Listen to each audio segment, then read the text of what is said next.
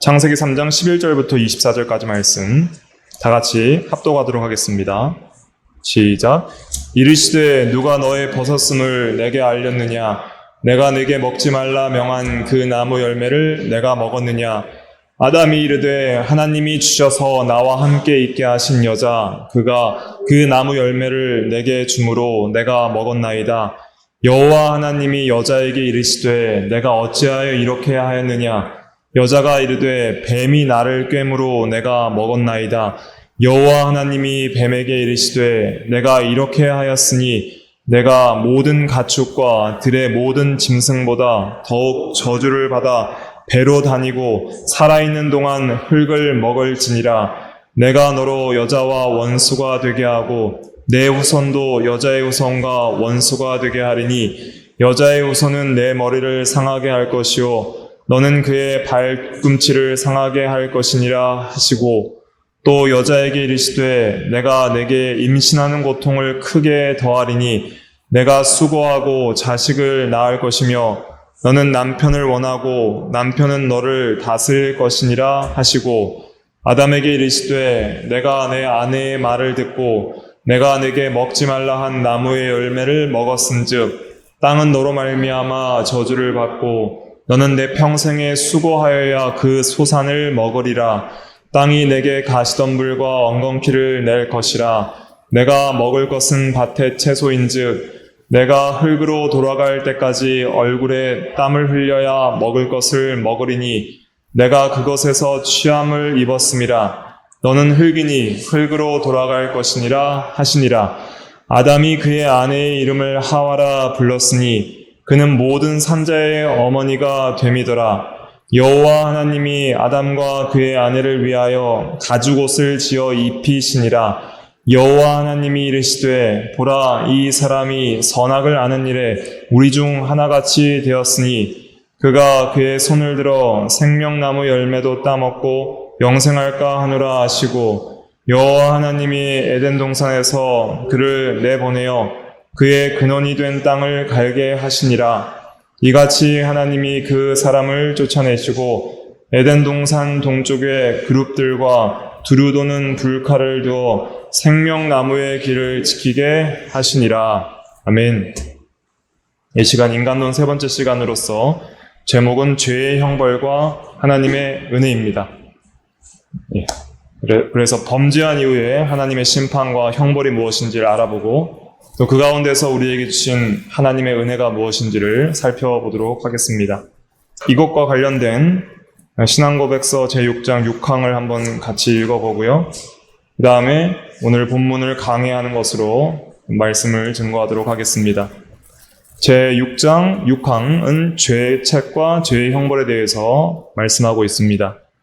같이 읽어보겠습니다. 시작. 원죄이든 자범죄이든 모든 죄는 하나님의 의로운 율법의 위반이며 반대되는 것이기 때문에 그 자체의 성질상 죄인에게 죄책을 가져온다.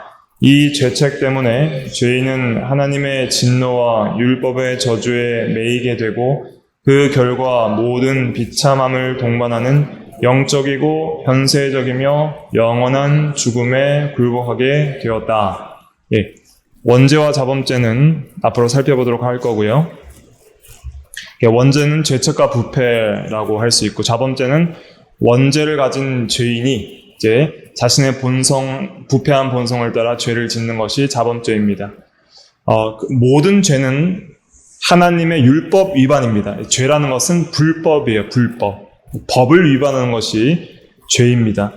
그래서 죄인에게 반드시 죄책을 가져옵니다. 죄에 대한 책임이 있다는 것이죠. 법을 어기면 그 형벌이 바로 따라오는데 그것이 바로 사망입니다. 이 죄책 때문에 죄인은 하나님의 진노라는 것은 이제 심판을 가리키는 것입니다. 의로운 심판.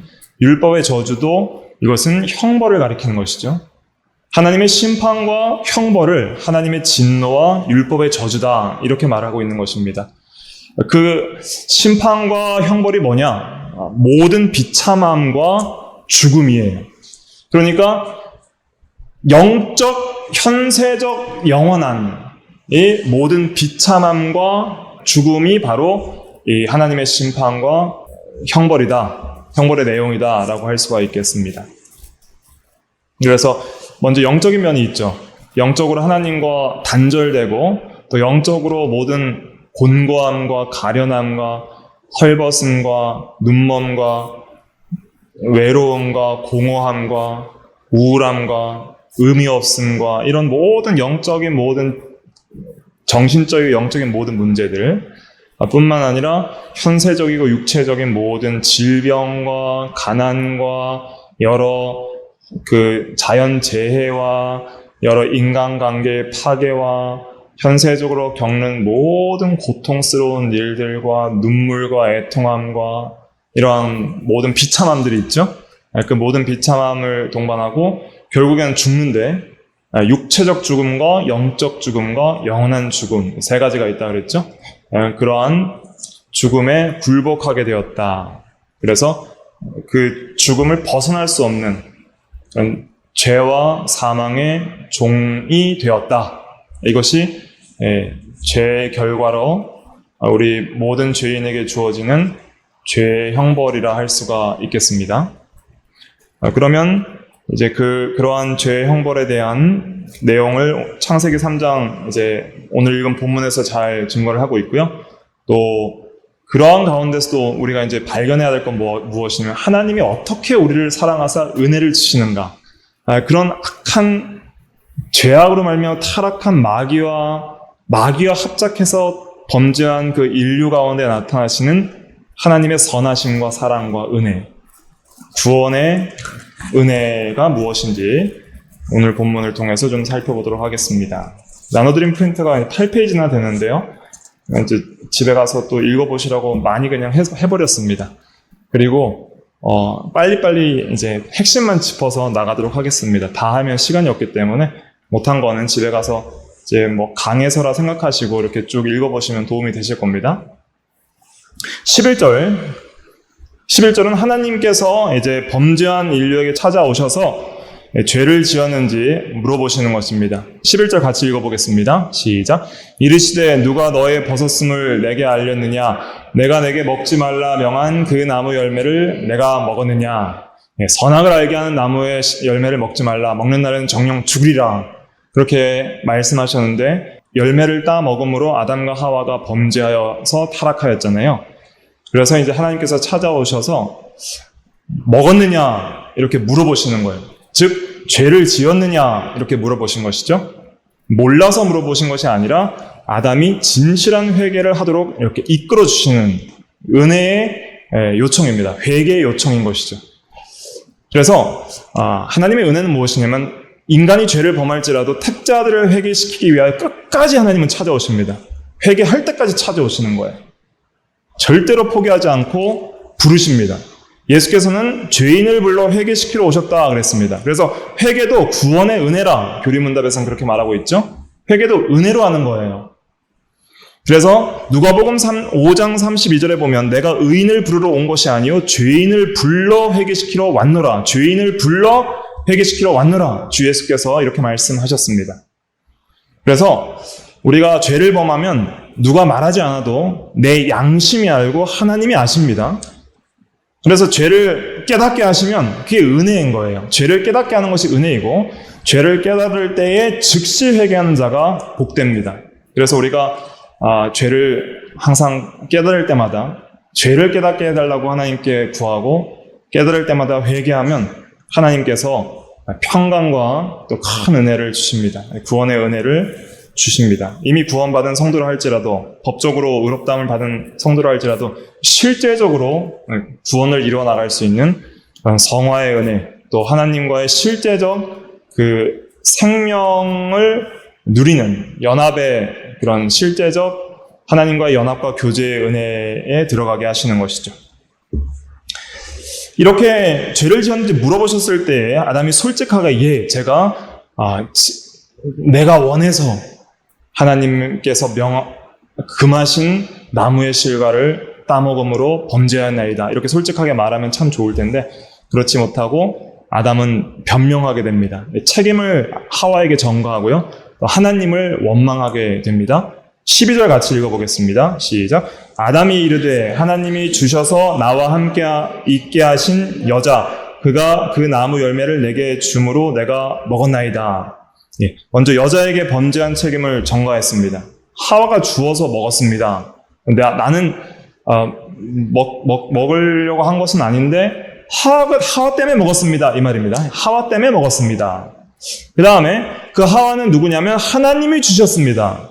그러니까 결국은 하나님 때문에 내가 먹었습니다. 이렇게 하나님을 원망하고 하와에게 책임을 전가한 것입니다. 이것은 죄에 또 죄를 더하는 것이죠. 하나님을 원망하고 다른 사람에게 책임을 전가하는 그런 죄를 더한 것입니다. 그래서 우리는 죄를 깨달을 때 원망하거나 핑계하지 말고 내가 죄인입니다. 바울과 같이 내가 죄인 중에 예수입니다. 라고 그렇게 회개하는 진실한 성도가 돼야 됩니다. 그래서 이제 하나님께서 하와에게 이제 물어보십니다. 그런데 하와도 변명을 하고 뱀에게 책임을 전가하죠. 13절 같이 읽어보겠습니다. 시작. 여호와 하나님이 여자에게 이르시되 내가 어찌하여 이렇게 하였느냐. 여자가 이르되 뱀이 나를 깨므로 내가 먹었나이다. 네, 뱀이 유혹해서 속여서 내가 먹기 싫었는데 어쩔 수 없이 뱀 때문에 먹었습니다. 이렇게 말을 한 거예요. 그런데 죄의 책임은 누구에게 있어요? 전적으로 자기 자신에게 있는 줄 알아야 됩니다. 야고보서 1장 14절과 15절 같이 읽어볼게요. 시작. 오직 각 사람이 시험을 받는 것은 자기 욕심에 끌려 미혹됨이니 욕심이 잉태한 즉 죄를 낳고 죄가 장성한 즉 사망을 낳느니라. 여기서 시험이라는 것은 유혹이라는 말로 바꾸어서 번역할 수도 있습니다. 그래서 각 사람이 유혹을 받는 것은 그랬죠. 그러니까 하와가 유혹을 받고 아담이 유혹을 받은 것도 결국은 누가 유혹을 했든지 간에 자기 욕심에 끌려서 미혹된 거라는 거예요. 그러니까 결국 자기 욕심에 끌려서 자기가 죄를 짓는 것이다. 모든 죄의 책임은 자기에게 있다는 것을 알아야 됩니다. 아담은 아무리 여자가 먹으라고 해도 자기가 말씀대로 먹지 않았어야 했고, 하와는 뱀이 아무리 먹으라고 해도 자기가 먹지 않았어야 한 것이죠. 그런데 아담과 하와가 선악과를 먹은 것은 자기가 원해서 먹은 것입니다. 자기가 원해서. 그래서 이 책임을 전가하는 것은 불신앙이요, 또 원망하는 것이요, 죄에 죄를 더하는 것입니다. 그래서 항상 우리가 이런 변명, 또 책임 전가나 또 원망하는 그러한 죄에 빠지지 않도록 삼가 조심해야 됩니다. 오늘날 성도들에게도 하나님께서 이 시험을 이길 수 있는 은혜를 주신다 그랬습니다. 고린도전서 10장 13절 같이 읽어볼게요. 시작. 사람이 감당할 시험 밖에는 너희가 당한 것이 없나니 오직 하나님은 미쁘사 너희가 감당하지 못할 시험 당함을 허락하지 아니하시고 시험 당할 즈음에 또한 피할 길을 내사 너희로 능히 감당하게 하시느니라. 하나님께서는 감당할 시험 밖에 허락하지 않습니다. 우리 수준을 알기 때문에 그렇죠. 수준에 맞게 시험을 허락하십니다. 그리고 시험 당할 쯤에 반드시 피할 길을 주십니다. 피할 길은 무엇이냐? 회개하고 하나님께 돌이키는 것입니다. 회개하고 하나님께 돌이키는 것. 하나님이 피할 길인데요. 우리가 하나님을 떠났으니까 피하지 못하는 거예요. 그래서 회개하고 하나님께 돌이키는 것. 그것이 피할 길입니다. 하나님이 우리의 반석이요 피난처이시기 때문이죠. 그래서 시험을 이기지 못하고 넘어간 것은 전적으로 자기에게 책임이 있는 것입니다. 그래서 모든 책임을 자기가 지는 그런 진실한 성도가 돼야 됩니다. 원망하면 망합니다. 고린도전서 10장 10절에 원망하다가 멸망했다 그랬습니다. 원망하지 말라 그랬습니다. 범죄의 결과로 인간관계가 파괴됨을 알 수 있습니다. 아담과 하와가 서로 사랑했지만은 이제는 범죄한 이후에 서로 책임을 전가하고 또 서로 멀어지는 그런 불화가 일어나게 된 것이죠. 그래서 회개하고 그리스도 안에 살 때에 하나님과의 관계도 회복되고 또 인간관계도 회복된다는 것을 우리가 성경의 진리를 통해 깨달을 수가 있습니다. 이렇게 죄에 대한 하나님께서 이제 심판을 하시게 되는데 먼저 뱀이 저주를 받고요. 또 남자와 여자가 형벌을 받게 됩니다. 죄에 대한 하나님의 형벌, 먼저 뱀이 저주를 받는데요. 14절 같이 읽어보겠습니다. 시작. 여호와 하나님이 뱀에게 이르시되 내가 이렇게 하였으니 내가 모든 가축과 들의 모든 짐승보다 더욱 저주를 받아 배로 다니고 살아있는 동안 흙을 먹을지니라. 예, 뱀에게는 은혜를 주시지 않고 즉시 심판하셨습니다.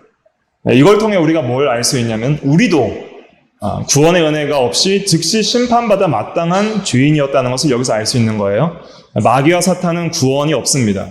우리와 비교 대조군인데 하나님의 공의는 죄인을 즉시 심판해야 마땅합니다. 그런데 우리에게 은혜를 주신 것은 정말 큰 하나님의 사랑이요 선물인 것이죠. 뱀이 저주를 받은 것을 동그라미 1, 2, 3번으로 좀 나눠서 살펴볼 수 있는데요. 첫째는 범죄한 자도 심판을 받지만 범죄하게 한 자의 심판은 더 크다는 것을 우리가 알아야 됩니다. 뱀은 자기가 먼저 범죄했을 뿐 아니라 자기와 같이 타락하게 만들려고 죄를 짓도록 범죄하게 한 죄가 있는 것이죠. 아담과 하와를 유혹한 죄. 그래서 마태복음 18장 7절에 보면은 예수님께서 실족하게 하는 사람에게 화가 있다 그랬습니다. 죄 짓고 넘어지게 하는 사람에게 화가 있다는 것이죠. 그래서 우리도 죄를 짓지 않도록 힘을 써야 되지만 또 우리가 죄를 짓거나 또 우리의 본을 통해서 우리의 죄 짓는 걸 통해서 다른 사람이 죄악에 넘어지도록 그렇게 해서는 안 되고 또 죄를 짓도록 유혹하거나 부추겨서도 안 된다는 것을 우리가 배워야 되겠습니다. 두 번째 뱀은 이제 저주를 받아서 배로 다니게 된다 그랬습니다. 이것은 비참한 존재가 된다는 것을 상징합니다. 기어다니니까 얼마나 비참해요? 그 다음에 흙을 먹게 된다 그랬습니다. 흙은 이제 창세기 18장 27절이나 특별히 이사야 49장 23절에 보면 수치와 굴욕을 상징합니다. 이사야 29장 23절만 한번 같이 읽어볼까요? 시작. 왕들은 내 양보가 되며 왕비들은 내 유모가 될 것이며 그들이 얼굴을 땅에 대고 내게 절하고 내 발에 티끌을 핥을 것이니 내가 나를 여호와인 줄 알리라. 나를 바라는 자는 수치를 당하지 아니하리라. 예. 그래서 티끌을 핥는 것은 수치고 그러나 여호와를 바라는 자는 수치를 당하지 않을 것이다. 이렇게 말하고 있습니다. 그래서 뱀은 즉시 심판을 받아서 끝입니다. 다른 구원의 은혜 이런 것 없습니다. 이것이 하나님의 공의라는 것을 깨닫고 우리도 이러한 형벌을 받아 마땅한 것을 깨닫고 죄가 얼마나 심각하고 무서운 것이다 하는 것을 깨닫는 것이 굉장히 중요합니다. 그런데 오늘 좀 중심적으로 좀 살펴볼 게 무엇이냐면 하나님의 은혜죠. 하나님의 은혜. 이제 인간론 다음에 이제 기독론과 구원론에서 다뤄야 될 그런 부분들인데 또 언약에서 다룰 부분인데 특별히 오늘 본문에 나와 있기 때문에 하나님의 은혜가 무엇인지 살펴볼 텐데 핵심은 뭐냐면 원수되게 하는 게 하나님의 은혜예요. 마귀와 여자의 후손이 원수되게 함, 이 원수라는 개념, 이것이 하나님의 은혜입니다. 이 핵심을 잘 보셔야 됩니다. 창세기 3장 15절, 이게 원복음인데요. 가장 첫 번째 원시복음이다. 오리지널 이제 복음이다. 그래서 원복음이라고 보통 이제 성경학자들이 일컫는데 15절을 같이 읽어보겠습니다. 시작. 내가 너로 여자와 원수가 되게 하고 내 후손도 여자의 후손과 원수가 되게 하리니 여자의 후손은 내 머리를 상하게 할 것이요 너는 그의 발꿈치를 상하게 할 것이니라 하시고. 이 15절은 누구에게 하신 말씀이에요? 누구에게 하신 말씀이에요? 뱀에게 하신 말씀입니다. 15절 마귀에게 하신 말씀이에요. 내가 너로 할 때 너는 마귀를 가리키는 것이죠. 네 후손, 내 후손은 이제 뱀의 후손을 가리키고 여자의 후손은 그리스도와 그리스도를 믿는 참 성도를 가리킵니다. 그래서 내가 너로, 뱀 너로 여자와 원수가 되게 하고 또 네 후손, 뱀의 후손들, 즉 이 불신자들, 마귀의 성품을 따라 사는 악한 죄인들을 뱀의 후손이다 이렇게 표현하는 것입니다. 뱀의 후손도 여자의 후손, 여자의 후손은 그리스도와 그리스도를 믿는 성도들이니까 교회를 가리키는 거예요. 그리스도와 교회와 원수가 되게 하리라 그랬습니다. 특별히 여자의 후손은 그리스도로서 뱀의 머리를 상하게 할 것이요, 뱀을 멸하고 마귀를 멸할 것이요, 또 너는, 뱀은, 마귀는 그리스도의 발꿈치를 상하게 할 것이니라. 즉 이것은 그리스도를 십자가에 못 박게 악한 자들을 이용해서 못 받게 넘겨주겠다는 것이죠. 여기서 우리가 주목해야 될 것은 원수라는 단어의 의미입니다. 이 원수는 원어는 이제 에바라고 하는데요. 이 원어적 의미는 적대감을 나타냅니다. 우리가 원수, 적의, 적대감 여러 번 살펴봤잖아요. 로마서 8장 7절에도 육신의 생각은 하나님과 원수가 되나니 할 때 그 원수도 적대감 혹은 적의라 그랬습니다. 원수가 된다는 것은 어떤 의미죠? 서로 증오하고 대적하고 미워한다는 거예요. 적대감을 가지고 서로 뭐예요? 증오하고 적대하고 미워하는 것이 원수 관계죠. 그러니까 원수가 됐다는 것은 한편만 미워하는 게 아니죠. 서로 미워하는 거예요. 서로. 자, 그러면 마귀는 누굴 미워해요? 하나님을 미워하는 거예요. 마귀는 그래서 하나님의 대적이요, 하나님의 원수예요. 근데 타락한 죄인은 누구냐면은 하나님의 원수예요. 타락한 죄인은 마귀 편인 거예요. 그러니까 아담과 하와가 범죄함으로 하나님과 원수가 되었어요. 하나님과 단절되고 마귀의 자식과 친구가 되고 마귀와 함께 마귀의 말을 듣고 마귀와 연합해서 하나님을 대적하는 존재가 된 것이 죄인이에요. 죄인의 상태다. 그런데 하나님께서 여자의 후손과 마귀가 원수가 되게 만들겠다 하는 것은 이것은 큰 은혜예요. 여자의 후손과 마귀가 친구가 되고 함께 연합하는 그러한 친교를 하는 존재가 되도록 버려두셨을 수도 있는데 그렇게 버려두시면 우리는 구원이 없는 거예요. 그러나 여자의 후손과 마귀가 원수되게 하신다는 것은 하나님과 화목되게 하신다는 뜻입니다. 하나님과 친구가 되고 하나님의 자녀가 되게 하신다는 그러한 의미가 있는 것이죠. 그래서 하나님의 은혜는 무엇이냐면 여자와 여자의 후손이 마귀의 원수가 되고 하나님의 자녀가 되도록 하나님의 친구가 되도록 그렇게 하나님과 화목하게 하신 것에 있는 것이죠.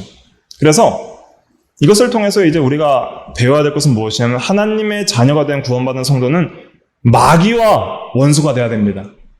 마귀가 우리 원수예요. 그리고 마귀는 죄를 짓게 하고 죄로 유혹하기 때문에 죄도 우리의 원수예요. 그래서 마귀와 죄를 미워하고 하나님을 사랑해야 하는 그런 거룩한 사명이 우리에게 있는 것이죠. 근데 이것을 좀 자세히 살펴봐야 되는데 그러니까 뱀의 후손은 무엇이냐면 마귀의 성품을 닮아서 마귀를 따라 사는 악한 죄인들을 가리키는 것이죠. 내 후손이라 할 때 한번 찾아볼까요? 그 다음에 파란색 글씨 마귀, 뱀의 후손, 살인, 미움과 거짓을 일삼음, 모든 의의 원수, 마귀에게 속한 자 그랬죠? 마귀의 후손에 대한 말씀은 요한복음 8장 44절에 잘 나타나 있습니다. 악한 죄인은 마귀 자녀라는 거예요. 한번 읽어볼게요. 시작. 너희는 너희 아비 마귀에게서 났으니 너희 아비의 욕심대로 너희도 행하고자 하느니라. 그는 처음부터 살인한 자요 진리가 그 속에 없으므로 진리에 서지 못하고 거짓을 말할 때마다 제 것으로 말하나니 이는 그가 거짓말쟁이요 거짓의 아비가 되었습니다. 마귀의 특징은 마귀의 성품과 특징 두 가지입니다. 첫째는 살인자, 둘째는 거짓말쟁이. 살인자라는 것은 그 속에 미움과 대적하는 마음이 가득하다. 마귀 자체가 대적자라는 의미가 있어요. 이름 자체가. 그래서 미워하고 죽이는 그러한 성품이 마귀의 성품이고 거짓말하는 성품이 마귀의 성품인데 이것을 닮은 모든 죄인들은 마귀의 성품을 닮았기 때문에 마귀 자식인 거예요. 마귀와 화친하고 하나님을 대적하는 그러한 하나님의 원수죠. 그리고 사도행전 13장 10절에 보면은 사도 바울이 마술사 엘루마가 복음을 듣지 못하도록 방해할 때에 그 엘루마에 대해서 책망하는 그런 말씀을 하게 됩니다. 사도행전 13장 10절도 같이 읽어볼게요. 시작. 이르되 모든 거짓과 악행이 가득한 자여 마귀의 자식이요 모든 의의 원수여 주의 바른 길을 굽게 하기를 그치지 아니하겠느냐.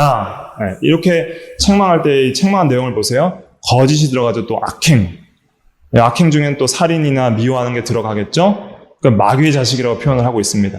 또 의의 원수라는 거예요. 그러니까 하나님의 원수요, 의의 원수요, 진리의 원수요.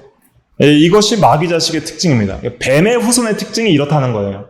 모든 타락한 죄인의 특징이 살인자요, 미워하는 자요, 거짓말하는 자요, 악행이 가득한 자요, 마귀의 자식이라는 것은 마귀를 닮은 자요, 의의 원수라는 것은 의를 미워하는 자요, 죄를 사랑하는 자라는 뜻이죠. 죄를 사랑하는 자요, 또 마귀를 사랑하고 하나님을 미워하는 자이다. 그래서 요한일서 3장 8절에 보면 죄를 짓는 자는 마귀에게 속하나니 그랬습니다. 그런데 하나님의 아들 여자의 후손은 마귀의 일을 멸하시는 마귀의 원수로서 마귀를 대적하는 그러한 우리의 주로서 또 군대 장관으로서 이렇게 역사하시는 것이죠. 그것이 얼마나 감사한지 알 수 없습니다. 이 영적 전쟁이 시작되는 거예요. 그래서 그냥 가만히 내버려 두면은 마귀나 죄인이나 그냥 심판으로 끝이에요. 그런데 이 마귀로부터 이제는 벗어나서 마귀로부터 구속되어서 이제는 하나님의 자녀요, 의인이요, 거룩한 백성으로서 이제는 마귀와 싸우는 영적 전투자, 진리의 군사로 세워지는 것이 교회요. 또 그리스도께서 그 중심에 계시고 그리스도 안의 모든 성도들이 영적으로 마귀와 악한 영과 싸우는 그런 진리의 군사가 되게 하시는 거예요. 이것이 구원의 은혜입니다. 그 다음에 마귀의 후손의 특징을 살펴봤고요. 그 다음에 이제 여자의 후손의 특징을 좀 살펴볼 텐데요. 여자의 후손은 무엇이냐면 그리스도와 그리스도 안에 있는 성도들, 택자들을 가리킵니다. 이제 계보들이 나오죠. 특별히 여자의 후손이라고 했을 때 왜 여자를 썼냐면은 이제 택자들의 계보가 쭉 이어진다는 것이고 그 택자들의 계보가 창세기 4장 25절에도 나오고요. 또 마태복음 1장에도 쭉 나오잖아요. 그리고 결국 마태복음 1장에 보면 남자가 아들을 낳아요, 여자가 아들을 낳아요?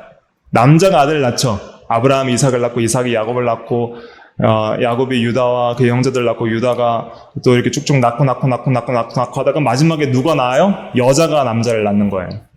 마리아에게서 그리스도라 칭한 예수가 나니라. 그래서 동정녀 마리아의 탄생을 또 예표하는 표현으로서 여자의 후손이라 이런 표현을 쓴 것입니다. 그래서 이 여자의 후손을 좀 살펴볼게요. 여자의 후손은 첫째는 예수 그리스도십니다. 예수 그리스도가 여자의 후손이에요. 단수입니다. 여자의 후손은. 이사야 4장 14절에 보면은 같이 읽어볼까요? 시작. 그러므로 주께서 친히 징조를 너희에게 주실 것이라. 보라 처녀가 잉태하여 아들을 낳을 것이요 그의 이름을 임마누엘이라 하리라. 이 말씀을 그대로 마태복음 1장 23절에서 인용하죠. 처녀가 잉태하여 아들을 낳으리라. 이게 여자의 후손이라는 뜻입니다. 이것이 그리스도를 가리키는 것입니다. 그 다음에 그리스도 안에서 믿음으로 구원받은 모든 성도들이 여자의 후손이라는 말씀은 어디에 있냐면 계시록 12장 17절에 있습니다. 굉장히 중요한 요절이죠. 계시록 12장 17절 같이 읽어보겠습니다. 시작. 용이 여자에게 분노하여 돌아가서 그 여자의 남은 자손 곧 하나님의 계명을 지키며 예수의 증거를 가진 자들과 더불어 싸우려고 바다 모래 위에 서 있더라. 네, 여기서 용은 옛 뱀, 마귀를 가리킵니다. 네, 창세기에서는 뱀, 계시록에서는 용, 이게 마귀라 그랬습니다. 이 용이 분노해서 이제 여자의 남은 자손. 여자는 여기서 여자는 뭘 상징하냐면 교회를 상징하는 거예요. 교회를 상징하는데 이 교회의 남은 이제 성도들을 가리키는 것이죠. 근데 그 성도들을 일컬어서 뭐라고 말하고 있냐면 곧 하나님의 계명을 지키며 예수의 증거를 가진 자라고 말하고 있습니다. 참 성도들은 특징이 두 가지입니다. 특징이 두 가지인데 하나님의 계명을 지키며 순종하며 예수의 증거는 복음을 가리키는 것이죠. 예수의 증거를 가지고 있습니다. 예수를 그리스도에 대한 복음의 진리를 믿는 그 신앙과 진리를 그 안에 영접하여 가지고 있다는 거. 영접하는 자 곧 그 이름을 믿는 자들에게는 하나님의 자녀가 되는 권세를 주셨으니 그랬잖아요. 그 예수에 대한 복음의 진리의 증거, 그것을 가지고 있어요, 마음속에. 그래서 이 예수의 증거라는 것을 계시록 1장 2절에는 이제 요한은 하나님의 말씀과 예수 그리스도의 증거, 곧 자기가 본 것을 다 증언하였느니라. 자기가 본 것이 뭐예요? 복음이죠. 복음의 진리. 예수의 증거는 복음이다. 참 성도의 두 가지 특징이 뭐예요? 하나님의 계명을 지키며 예수의 증거를 가지고 있다. 확실한 복음의 증거, 믿는 자에게 받은 증거 많도다 하는 예수 믿은 증거, 예수를 확실히 내 안에 모시는 증거를 가지고 있고, 그 다음에 그 증거 안에서 계명을 지키는 그러한 특징이 있다. 이것을 우리가 기억해야 되겠습니다. 그래서 여자의 우선은 두 가지. 누구와 누구예요? 예수 그리스도와 참 성도, 그리스도를 믿는 성도, 예수의 증거를 가지고 있는 계명을 지키는 참 성도를 가리킵니다. 거짓 성도가 아니라 참 성도가 바로 여자의 후손이다. 그래서 이 여자의 후손이 내 머리를 상하게 할 것이요. 프린트 4페이지로 넘어가셔서 내 머리를 상하게 할 것이요 라는 것은 이제 그리스도께서 첫째로 마귀의 머리를 상하게 하십니다. 어떻게 상하게 하시냐면 십자가의 구속과 부활을 통해서 죄와 사망을 이겨버리심으로써 마귀의 권세를 깨뜨려 버리시는 것이죠. 마귀에게 종로를 탄 모든 택자들을 해방시켜 버리시고 마귀의 어떤 능력을 다 멸하시고 이제는 폐잔병처럼 만들어 버리시는 것이죠. 그래서 첫째로 그리스도께서 이제는 핵심적으로 마귀의 머리를 상하게 하시고요. 그래서 히브리서 2장 14절에 보면 죽음을 통하여 죄를 지어 죽게 하는 그 죽음의 세력을 잡은 자 마귀를 멸하셨다 그랬습니다. 그의 십자가의 구속과 부활을 통해서. 그 다음에 머리를 상하게 하는 사람은 또 누구냐면 그리스도를 의지하는 참 성도입니다. 그리스도의 능력으로 마귀를 이길 수 있습니다. 로마서 16장 20절 밑줄을 쳐놓은 거 있죠? 같이 읽어볼게요. 시작. 평강의 하나님께서 속히 사탄을 너희 발 아래에서 상하게 하시리라. 우리 주 예수의 은혜가 너에게 있을지어다. 우리도 이제 마귀를 이길 수 있는 거예요. 하나님께서 속히 사탄을 너희 발 아래에서 상하게 하시리라. 현재적으로도 주님의 은혜 가운데 능력을 받는 성도들은 마귀를 이길 수 있습니다. 그래서 우리는 마귀를 대적해야 될 사명이 있는 거예요. 그리고 마침내 상하게 하시리라. 종말론적으로는 반드시 이기게 하시리라. 승리가 보장된 싸움을 하고 있다. 이것이 우리의 소망입니다. 그래서 이제 하나님의 명령은 무엇이냐면 이제 우리 원수 마귀를 대적하라는 거예요. 마귀를 대적하라. 이것이 하나님의 명령입니다. 에베소서 6장 11절 12절 같이 읽어보겠습니다. 시작. 마귀의 관계를 능히 대적하기 위하여 하나님의 전신갑주를 입으라. 우리의 씨름은 혈과 육을 상대하는 것이 아니요 통치자들과 권세들과 이 어둠의 세상 주관자들과 하늘에 있는 악의 영들을 상대함이라. 그래서 마귀와 싸우도록 힘을 써야 됩니다. 마귀를 대적해야 돼요. 마귀는 항상 우리를 유혹합니다. 세 가지로 유혹한다 그랬죠?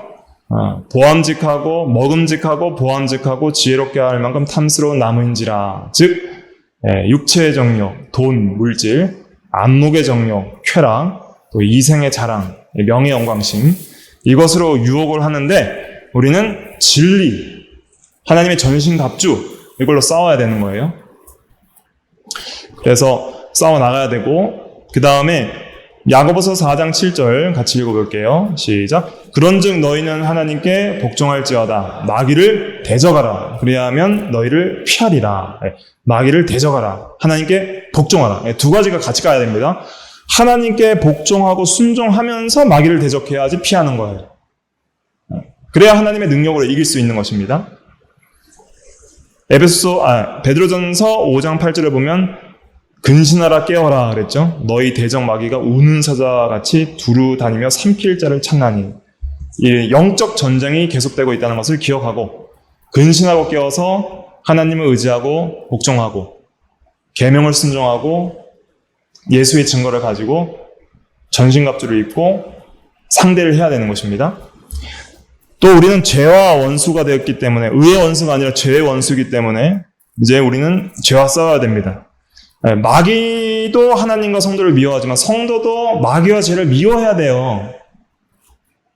마귀와 죄를 사랑하니까 죄를 짓는 것입니다. 히브리서 12장 4절만 읽어볼게요. 시작. 너희가 죄와 싸우되 아직 피 흘리기까지는 대항하지 아니하고. 힘써 안 싸운다는 것이죠. 왜 그럴까요? 죄를 사랑하기 때문입니다. 죄를 미워하게 하여 주시옵소서. 하나님을 가까이 하면 악을 미워하게 되어 있습니다. 빛을 가까이 하면 어둠을 미워하게 되어 있습니다. 성결을 가까이 하면 더러운 걸 미워하게 되어 있습니다. 결국 우리가 기도로서 또 말씀을 통해 하나님께 더 가까이 나아가야지 이 죄를 이길 수 있다는 것을 깨닫게 되는 것이죠. 그 다음에 여자에 대한 형벌부터 이제 빨리빨리 넘어가도록 하겠습니다. 16절 같이 읽어보겠습니다. 시작. 또 여자에게 이르시되 내가 내게 임신하는 고통을 크게 더하리니 내가 수고하고 자식을 낳을 것이며 너는 남편을 원하고 남편은 너를 다스릴 것이니라 하시고, 하나님께서 15절 말씀을 통해서 복음을 통해서 이제 남자와 여자를 구원해 주셨습니다. 그런데 이 범죄한 택자를 그리스도를 통해서 구원을 해 주시되 반드시 징계는 여전히 있다는 거예요, 현재적으로. 그래서 우리가 이걸 깨달아야 됩니다. 예수 믿으면 무조건 현세적으로 잘 되는 게 아니라 예수 믿어도 한 번은 죽고요. 예수 믿어도 이 세상에서 육신적으로 많은 고통을 당하게 됩니다. 그게 성도의 현실이에요. 왜 그렇게 되냐면 징계를 통해서 우리를 연단시키는 거예요. 거룩한 목적과 선한 목적을 통해서 연단을 통해서 성화의 도구로 이 고통을 더하시는 거예요. 15절에 복음 전해 주고 나서 여자와 남자에 대해서 저주하시는 게 아니라 이제 징계의 형벌을 내리시는데, 첫째 임신하는 고통을 더한다 그랬고요. 그래서 이 고통이 있는데요. 예레미야 30장 11절에 보면은 여호와의 말씀이니라 내가 너와 함께 있어 너를 구원할 것이라, 구원을 하실 것이라 그랬죠. 그리고 너를 흩었던 그 모든 이방을 내가 멸망시키리라, 원수를 멸망시킨다고 하셨죠. 그럴지라도 너만은 멸망시키지 아니하리라, 구원의 메시지를 전해주시면서, 그러나 같이 읽어볼게요. 시작. 내가 법에 따라 너를 징계할 것이요 결코 무죄한 자로만 여기지는 아니하리라. 이것이 하나님의 공의입니다. 구원은 하시는데 법에 따라 징계를 하신다는 거예요. 이 개념을 잘 이해해야 됩니다. 그래서 성도도 한 번 육신은 죽어야 되는 거예요. 그리고 이 세상에서도 여러 고난을 받게 되어 있어요. 예수 그리스도께서 고난 받은 것처럼 우리도 그리스도의 고난에 참여하기 위해 이 세상에서 고난을 받게 되어 있어요. 결국 우리가 늙고 병들고 육체적인 죽음을 경험하게 될 것입니다. 모든 성도들이 다 그래요. 예수 그리스도 재림 때까지 살아남은 성도들만 호련히 변화되겠지만, 그때까지 살아남은 사람들은 큰 대환란을 당하고 나서 이제 구원을 받게 되는 것이죠. 그러니까 반드시 현세적으로 징계는 있다. 이것이 공인데 이것도 은혜다라는 것을 우리가 깨달아야 됩니다. 왜냐하면 이 징계가 없으면 우리는 거룩한 성화의 이 일을 해나가지 못하기 때문에 합력하여 선이 되게 하시려고 하나님이 법에 따라 너를 징계할 것이다, 이렇게 말씀하고 계십니다. 여자에게 주신 그런 징계의 형벌은 무엇이냐면 임신하는 수고와 해산의 고통을 더하셨습니다. 사실 처음 창조 때 여자가 아이 낳는 것은 복이었어요. 생육하고 번성하여 땅에 충만하라. 고통 없이 참 행복하게 아이를 낳았던 것이죠. 그런데 고통을 더하게 되었습니다. 원래 잉태와 해산은 하나님의 축복이었는데 여자들은 잉태할 때부터 입덧도 하고 고생을 많이 하죠. 10개월간. 그리고 결국 또 해산할 때 고통을 느끼게 되는 것이죠. 여기에 신령한 교훈이 있습니다. 이 교훈은 무엇이냐면 해산하는 수고를 해야만이 구원을 이루어 나갈 수 있으며 영적 새 생명을 얻어 나아가고 영이 자라나게 될 것을 가리키는 것이죠. 디모데전서 2장 15절에 보면 해산함으로 구원을 얻으리라. 다 읽진 않겠습니다. 시간 관계상. 갈라디아서 4장 19절만 읽어볼게요. 시작.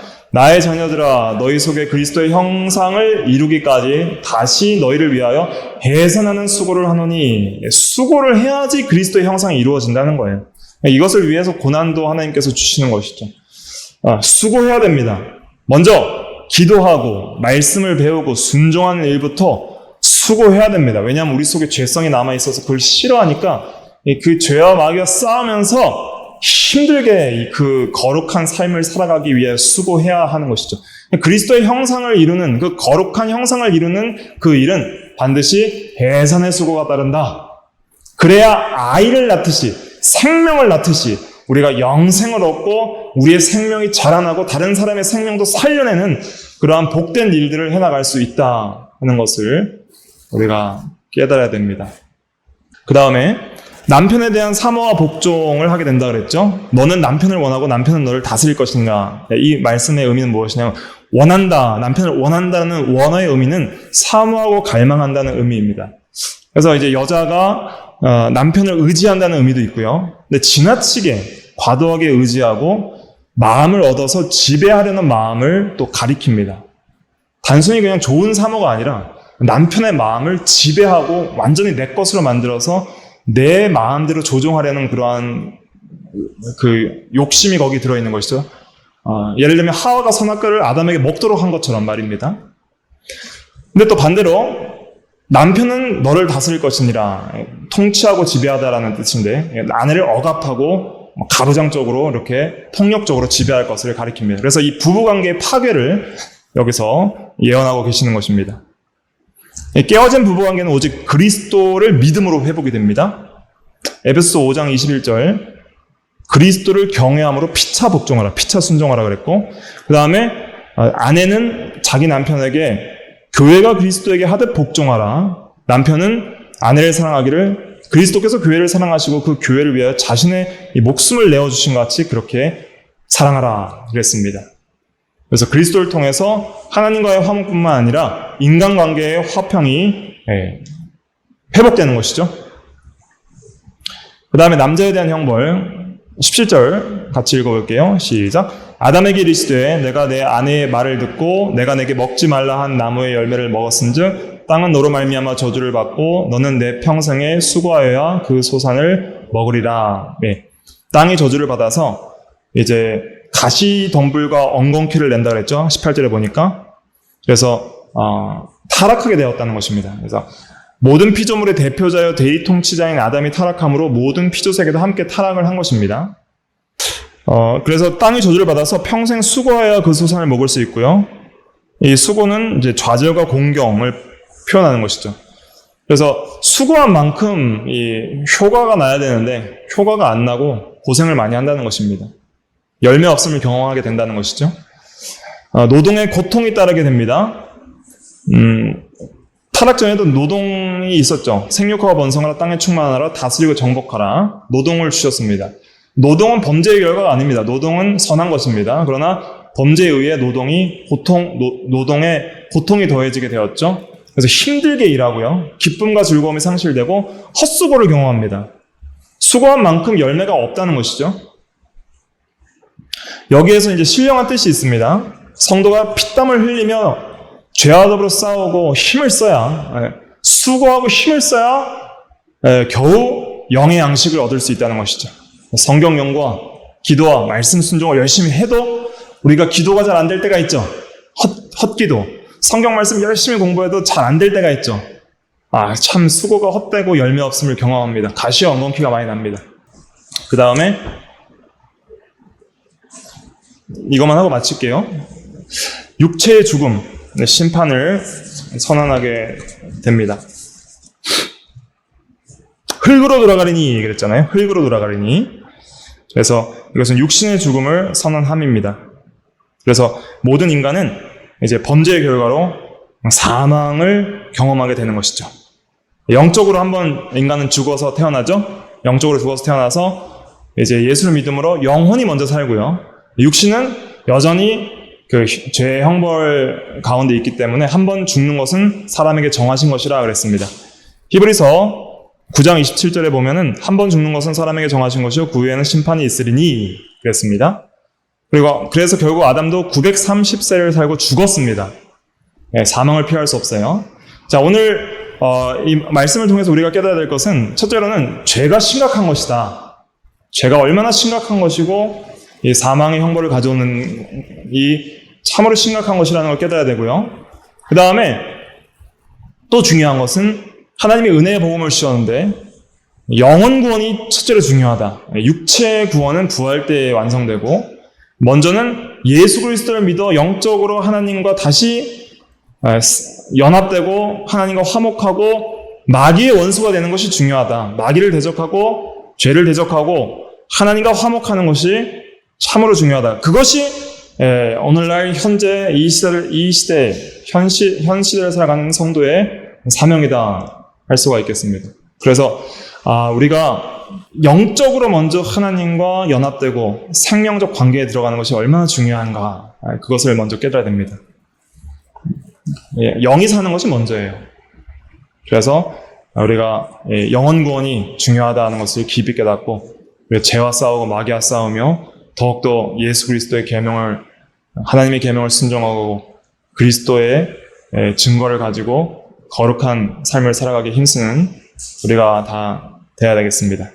그리고 해서는 수고하라 그랬죠. 해서는 수고해야 되고 또 땀을 흘려야 먹을 것을 먹는다 그랬습니다. 그래서 우리가 힘써 구원을 이뤄 나가야 되겠습니다. 기도하겠습니다.